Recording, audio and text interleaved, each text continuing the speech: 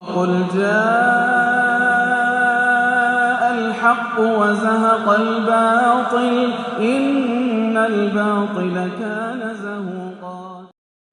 الحمد لله رب العالمين الرحمن الرحيم مالك يوم الدين والصلاة والسلام على سيد المرسلين وعلى آله وصحبه أجمعين ومن تبعهم ودعا بدعوتهم إلى يوم الدين. أما بعد فأعوذ بالله من الشيطان الرجيم. بسم الله الرحمن الرحيم. يا أيها الذين آمنوا اتقوا الله حق تقاته ولا تموتن إلا وأنتم مسلمون. صدق الله العظيم. وقال رسول الله صلى الله عليه وسلم إن الغادر ينصب له لواء يوم القيامة فيقال هذه غدرة فلان ابن فلان. رواه البخاري رحمه الله تعالى. حضرات گرامی قدر، معزز سامعین کرام،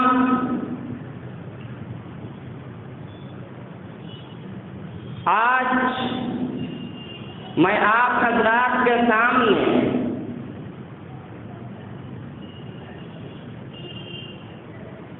جس عنوان پہ لب کشائی کی جرات کروں گا اس کا نام ہے ہندوستان ماضی اور حال کے آئینے. میں نے آپ حضرات کے سامنے قرآن کریم کی سورہ آل عمران کی آیت نمبر 102 کی تلاوت کرنے کی سعادت حاصل کی اور بخاری شریف کی حدیث نمبر 6178 سنانے کی سعادت حاصل. ہم جس ملک میں رہتے ہیں، جس ملک میں زندگی گزار رہے ہیں، ہم سالوں سال سے، برسوں سے یہاں آباد ہیں. ہمارے پرکھوں نے، ہمارے آباء و اجداد نے اس ملک کی ترقی میں، اس ملک کا نام پوری دنیا میں روشن کرنے میں نمایاں کردار ادا کیا ہے. ہمارا جو ملک ہے ہندوستان، یہ اپنی گنگا جمنی تہذیب کی وجہ سے پوری دنیا میں منفرد شناخت اور پہچان کا حامل ہے اور مختلف اعتبار سے پوری دنیا میں اس ملک کو بہت سی خصوصیات اور امتیازات حاصل ہیں. سب لوگ جانتے ہیں کہ پورے انسان کے باپ حضرت آدم علیہ السلام ہیں. اسی وجہ سے تمام انسان آدمی کہلاتے ہیں، آدم کی اولاد. اور علماء کرام نے لکھا ہے کہ یہی وہ ملک ہے جب حضرت آدم علیہ السلام جنت سے اتارے گئے تو اسی ملک میں ہندوستان میں وہ نازل ہوئے، اور سب لوگ جانتے ہیں کہ ہر زمانے میں حضرت جبرائیل علیہ السلام کی آمد و رفت کا سلسلہ انبیاء کرام کے پاس ہوتا رہا ہے۔ جب حضرت آدم علیہ السلام اس دنیا میں تشریف لائے تو اس سے یہ بات معلوم ہوتی ہے کہ روئے زمین پر ہندوستان کو وہ خصوصیت حاصل ہے کہ حضرت جبرائیل امین سب سے پہلے اسی ملک میں تشریف لائے۔ حضرت آدم یہاں اترے تو سب سے پہلے وہ کہاں آئیں گے؟ یہیں آئیں گے نا، تو یہی حضرت جبرائیل امین علیہ السلام کی آمد ہوئی۔ اس ملک کے بارے میں علامہ اقبال نے کہا تھا، میرے عرب کو آئی ٹھنڈی ہوا جہاں سے، میرے عرب کو آئی ٹھنڈی ہوا جہاں سے، میرا وطن وہی ہے، میرا وطن وہی ہے۔ جب آپ سرچ کریں گے اس شعر کی تشریح اور تفصیل معلوم کرنے کی کوشش کریں گے تو شارحین نے لکھا ہے کہ امام طبرانی رحمۃ اللہ علیہ کی حدیث شریف کی ایک کتاب ہے جس کو معجم اوسط کہا جاتا ہے۔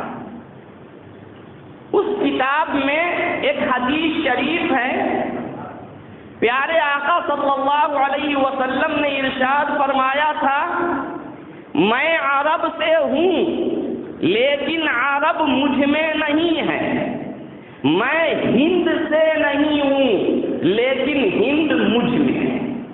ہند سے مراد ہندوستان۔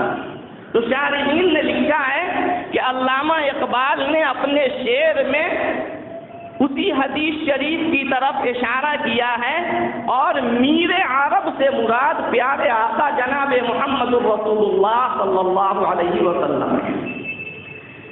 سند کے اعتبار سے حدیث شریف اس درجے کی ہے، ابھی میں نے تحقیق نہیں کی ہے لیکن کتابوں میں لکھا ہے۔ تو اگر حدیث صحیح ہو یا ضعیف ہی ہو، موضوع نہ ہو، بھری ہوئی نہ ہو، تو اس سے یہ بات سمجھ میں آتی ہے کہ ہندوستان سے پیارے آقا صلی اللہ علیہ وسلم نے اپنی ایک طرح کی محبت کا اظہار فرمایا ہے،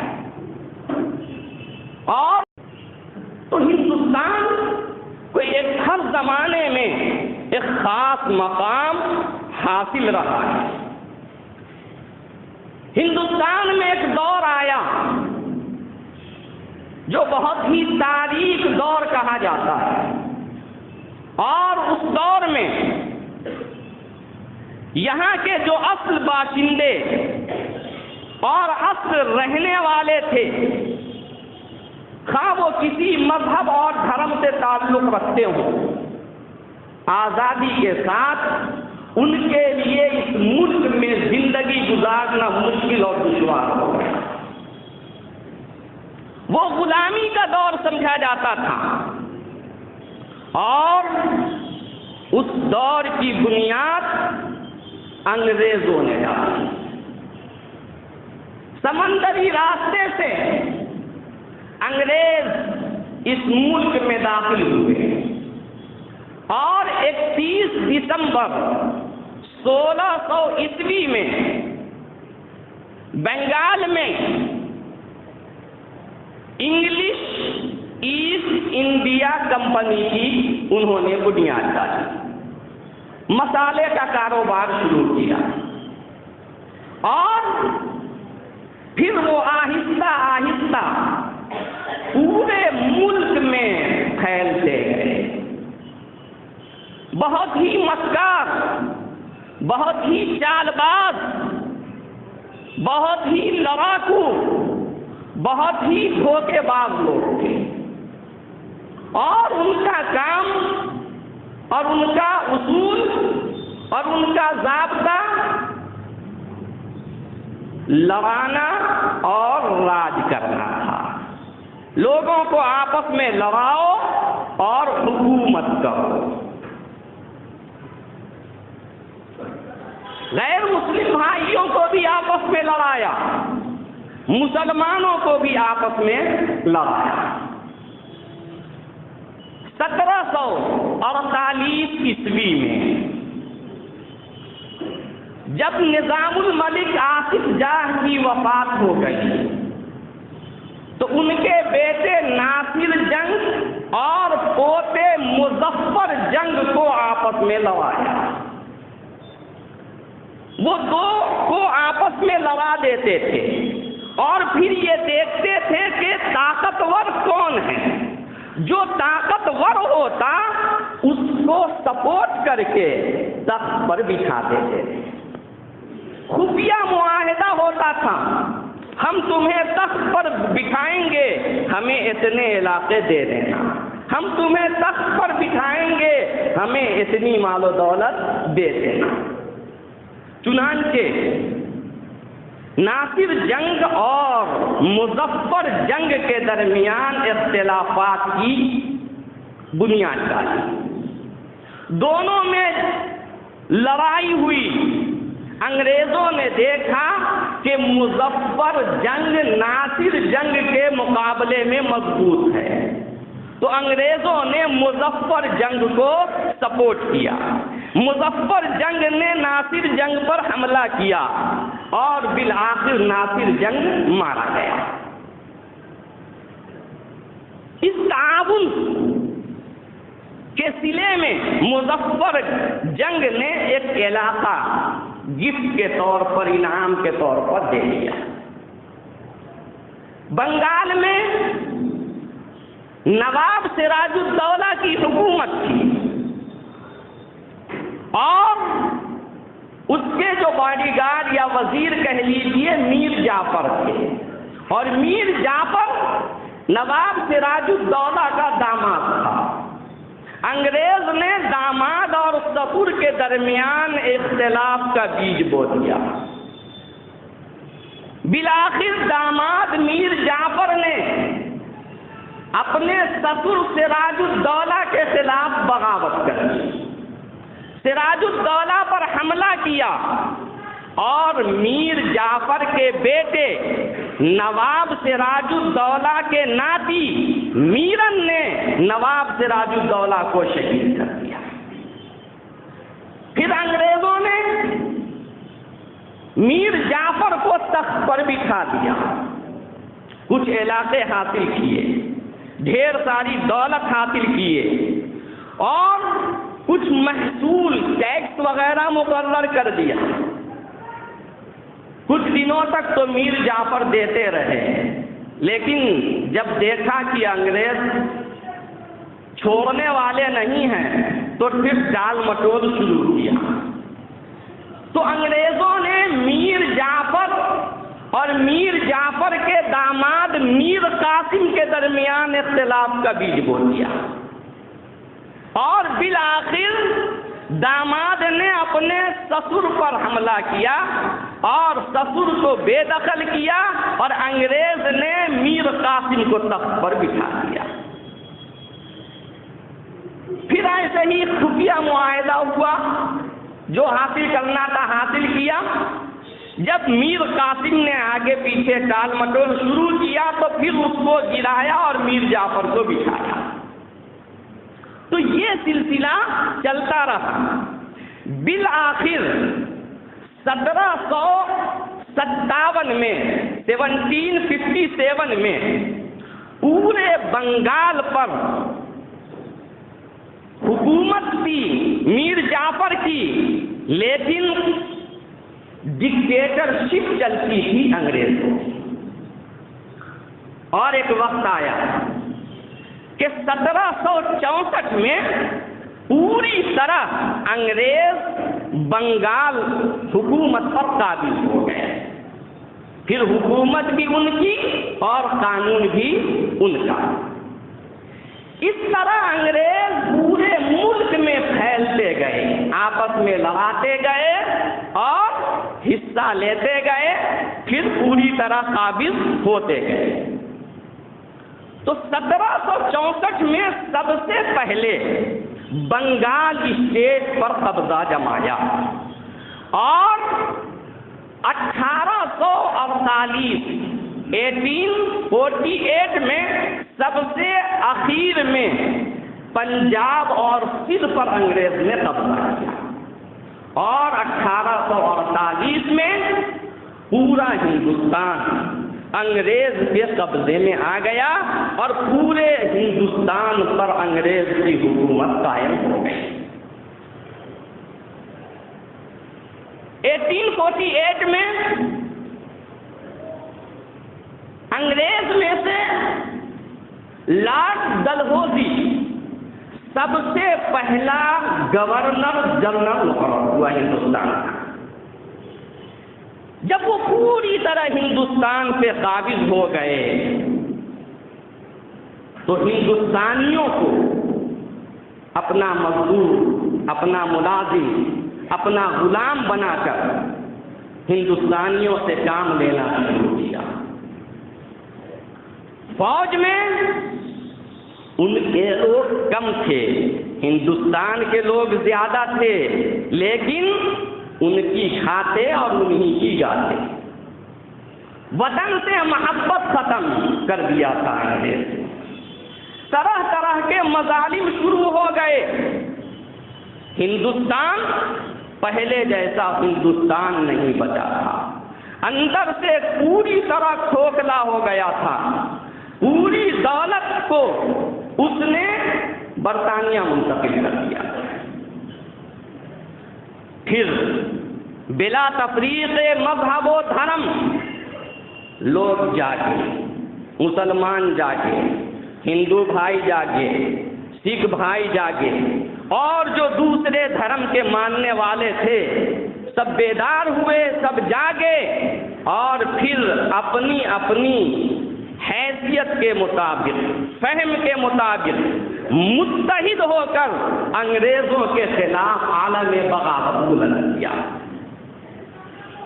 اور یہ سلسلہ چلتا رہا، تمام دھرم کے ماننے والے لاکھوں کی تعداد میں شہید ہوئے اس ملک کی محبت میں۔ مسلمان بھی شہید ہوئے، عوام بھی شہید ہوئے، علماء بھی شہید ہوئے، غیر مسلم بھائیوں نے بھی قربانیاں پیش کی۔ پھر ان کی قربانیوں کے نتیجے میں ایک وقت آیا 15 اگست 1947 عیسوی کا 1947 کا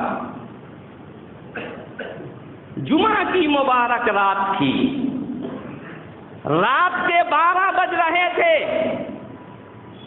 رمضان المبارک کا مقدس مہینہ تھا اور اس مبارک اور مقدس مہینے کی 28ویں تاریخ اللہ رب العزت نے پھر سے ہندوستانیوں کو آزادی کی نعمت سے سرفراز فرما دیا اور ہندوستان آزاد ہوا۔ یہاں کے باشندوں نے راحت و آرام کی سانس لی، سکون اور اطمینان کی فضا قائم ہوئی، کیونکہ رات بھی مقدس تھی، برکت والی رات تھی، جمعہ کی رات، اور مہینہ بھی مقدس تھا، مبارک تھا، رمضان کا۔ لہذا اللہ نے نعمت بھی اتنی ہی عظیم عطا کر دی، آزادی کی نعمت۔ ہندوستان آزاد ہوا۔ لوگوں نے سوچا کہ اب آزادی کی نعمت اور دولت حاصل ہوئی ہے، اب سکون اور اطمینان سے رہیں گے۔ لیکن بدقسمتی کہی ہے کہ ہندوستان 2 دھڑوں میں، 2 حصوں میں تقسیم ہو گیا۔ ایک ہندوستان بنا اور ایک پاکستان بنا۔ پاکستان کے دو حصے بنے، ایک مغربی حصہ کہلاتا تھا اور ایک مشرقی حصہ کہلاتا تھا۔ مغربی حصہ کو آج بھی پاکستان کہتے ہیں اور مشرقی حصہ کو آج بنگلہ دیش کہتے ہیں۔